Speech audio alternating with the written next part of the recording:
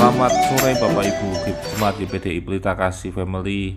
Hari ini di hari Rabu tanggal 24 Juni 2020 kita akan mempelajari satu firman Tuhan yang baik yang mengajarkan kita bagaimana kita bisa bersatu, hidup dalam satu kesatuan, baik itu di lingkungan keluarga maupun di lingkungan pekerjaan kita, masyarakat kita.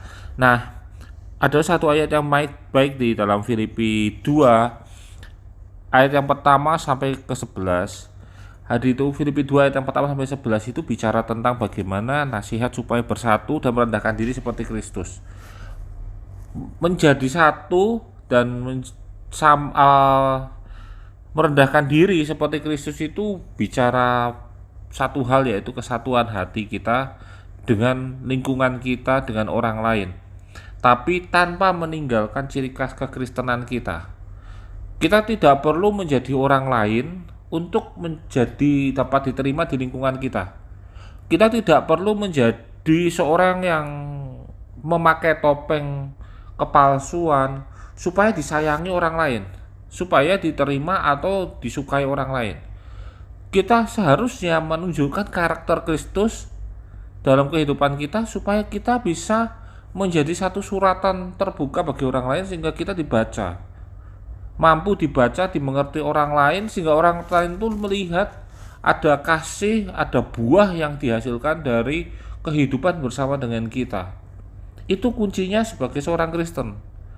Seringkali kita memakai jubah dan topeng-topeng rohani supaya terlihat sebagai seorang yang baik, rohaniawan. Tapi bukan itu seperti kekristenan. Paulus pernah mengecam keras bagaimana Petrus dan rasul-rasul itu takut bertemu dengan Paulus. Karena apa? Karena Paulus dianggap sebagai seorang yang menganiaya Kristus. Lalu ketika Paulus berkumpul lagi dengan Petrus, Petrus takut berkumpul bersama dengan orang-orang non-Yahudi. Kenapa? Karena pada waktu itu Yahudi dan orang non-Yahudi tidak saling bersama gitu. Yahudi menganggap eksklusivitas dari keyahudian mereka dan menganggap rendah orang lain. Kalau seperti itu, bagaimana kita bisa mengajarkan kasih Kristus ke seluruh dunia jika kita tidak mampu menjadi diri sendiri dan tidak mampu menonjolkan karakter Kristus dalam kehidupan kita sehari-hari? Nah, dalam Filipi 2 ayat yang pertama ini sampai ayatnya ke-11 bicara tentang bagaimana kehidupan kita tanpa meninggalkan kekristenan kita bisa hidup dalam masyarakat, kita bisa diterima di masyarakat. Ayat yang pertama, jadi karena dalam Kristus ada nasihat, ada penghiburan kasih, ada persekutuan roh, ada kasih mesra dan belas kasihan. Nah, Bapak Ibu, di ayat pertama sudah bicara dulu bahwa dalam Kristus kehidupan kita itu seharusnya mencerminkan bagaimana kasih itu mampu memberikan satu penghiburan bagi orang lain. Kasih itu mampu menguatkan orang lain. Kenapa? Karena kasih itu menguatkan kita terlebih dahulu. Kita yang dikuatkan kasih ini oleh kasih Kristus seharusnya juga mampu menguatkan orang lain melalui kasih yang telah kita terima. Ada persekutuan roh, ada kasih mesra dan belas kasihan.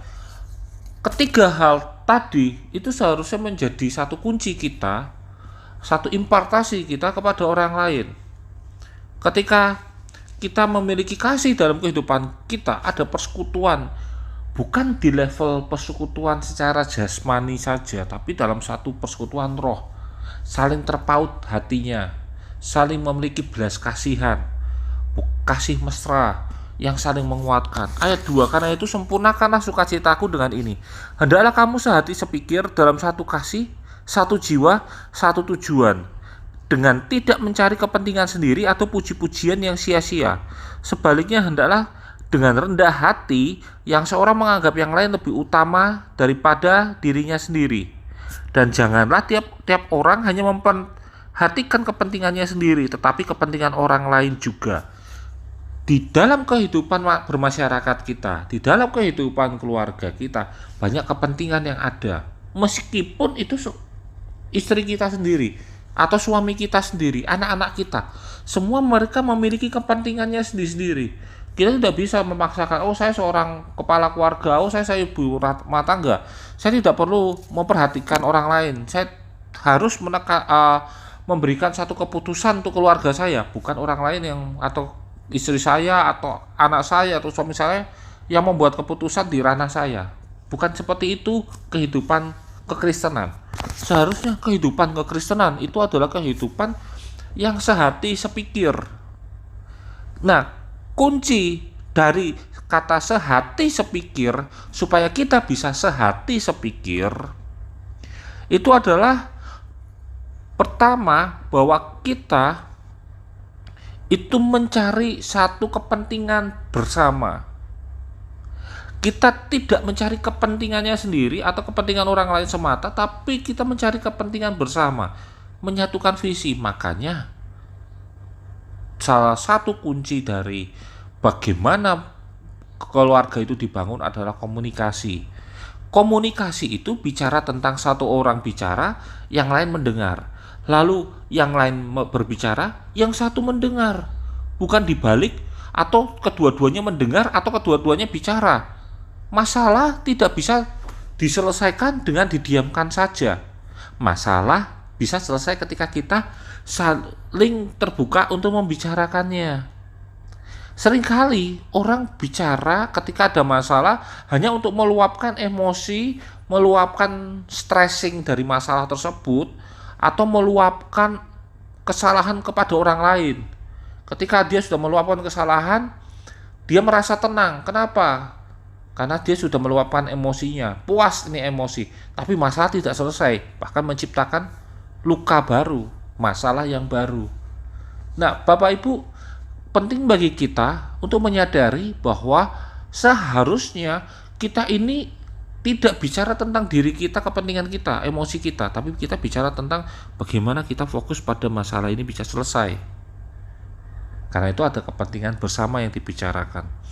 Nah, di ayat 5, hendaklah kamu dalam hidupmu bersama menaruh pikiran dan perasaan yang terdapat juga dalam Kristus Yesus. Ayat 6, yang walaupun dalam rupa Allah tidak menganggap kesetaraan dengan Allah itu sebagai milik yang harus dipertahankan, melainkan telah mengosongkan dirinya sendiri dan mengambil rupa seorang hamba dan menjadi sama dengan manusia. Dan dalam keadaan manusia, sebagai manusia, ia telah merendahkan dirinya dan taat sampai mati, bahkan sampai mati di kayu salib. Tuhan memberikan satu contoh bagaimana kita bicara menempatkan diri setiap orang, sama seperti ketika Yesus, ketika Tuhan Bapa turun ke dalam dunia menjadi manusia. Dan ketika Tuhan menjadi manusia dalam diri Yesus, Yesus ini tidak menonjolkan keakuannya dia, ketuhanannya dia kepada manusia, meskipun Yesus pada waktu itu menghadapi penghinaan yang luar biasa. Tuhan bisa aja, Yesus bisa aja turun dari kayu salib dan membalas dendam dalam tanda kutip. Tapi bukan itu. Ada tujuan besar yang Yesus pada waktu itu kejar, yaitu keselamatan manusia. Bapak Ibu, dalam kehidupan kita, kenapa kita bisa berkumpul dalam satu lingkungan? Karena ada kepentingan bersama yang kita ingin capai. Mengapa orang berorganisasi? Karena ada kepentingan bersama yang ingin dicapai. Mengapa orang berkeluarga? Karena ada kesatuan hati dalam kepentingan yang sama, sehingga seorang wanita dan pria saling bersepakat untuk mengikat janji suci dalam pernikahan. Nah, ketika kita menikah inilah, ketika kita hidup bermasyarakat inilah, kita dituntut untuk mengosongkan diri kita. Mengosongkan diri itu artinya kita mengingkari keakuan kita, menekan keegoisan kita, menekan individualisme kita untuk menjadi satu pendengar yang baik dalam kehidupan. Kunci komunikasi adalah bagaimana kita bisa mendengar dengan baik. Makanya saya pernah bicara bahwa ketika kita mau belajar berkomunikasi dengan baik, belajarlah mendengar dengan baik. Ketika kita mau belajar berbicara yang banyak, belajarlah dengan mendengar lebih banyak. Karena ketika kita bicara tentang sesuatu yang kita tahu. Saya tidak mungkin bicara tentang luar angkasa, karena saya tidak pernah ke luar angkasa. Tapi saya bebas ketika saya mendengarkan apapun. Saya bisa mendengarkan cerita orang yang pernah keluar angkasa. Kenapa? Karena ketika kita mendengar sesuatu yang kita tidak tahu. Ketika kita mendengar sesuatu yang kita tahu, kita biasanya akan sedikit sulit untuk menerima itu, atau kita mengalami rasa bosan. Berbeda dengan ketika kita antusias sekali mendengar sesuatu yang baru. Demikian pula dalam kita hidup berkomunikasi dengan lingkungan. Ketika kita mau mendengarkan lebih dahulu pada orang lain, mengosongkan diri kita, menganggap kita tidak tahu dan kita lebih membutuhkan pendapat orang lain, maka yang terjadi adalah kita bisa membangun satu komunikasi yang baik. Kita bisa membangun satu pengetahuan yang baik. Itu yang dibutuhkan.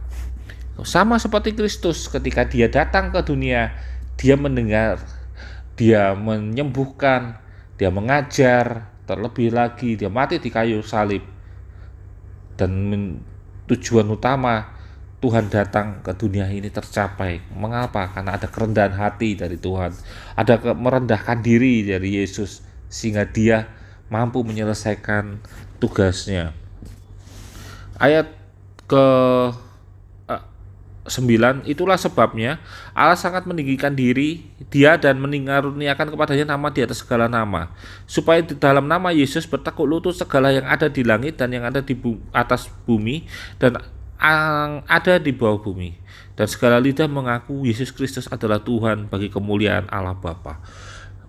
Bapak Ibu semua, ketika kita menyadari diri kita tidak mampu dan membutuhkan orang lain, ketika kita menyadari bahwa kehidupan kita yang dibutuhkan adalah mendengar bukan berbicara, ketika kita menyadari yang kita butuhkan adalah menghargai orang lain bukan menghargai diri kita sendiri saja, ketika kita menyadari bahwa diri kita tidaklah penting ketika kita tidak ada orang lain, disitulah Tuhan akan meninggikan hidup kita.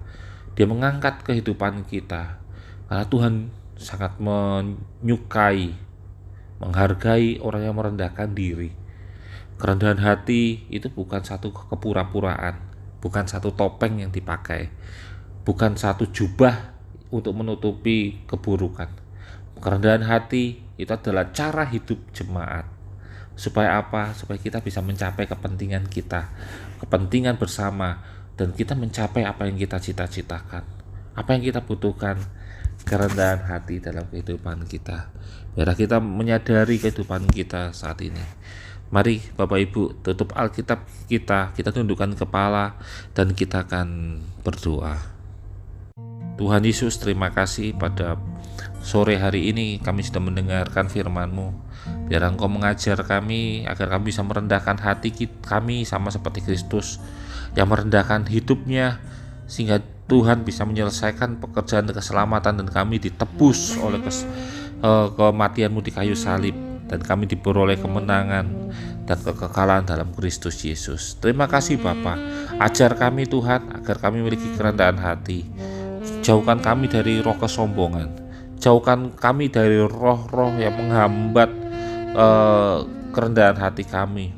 Tapi biarlah kami mampu Tuhan menjadi anak-Mu yang sama, hidup sama seperti Kristus hidup, dan kami dimenangkan melalui kehidupan kami.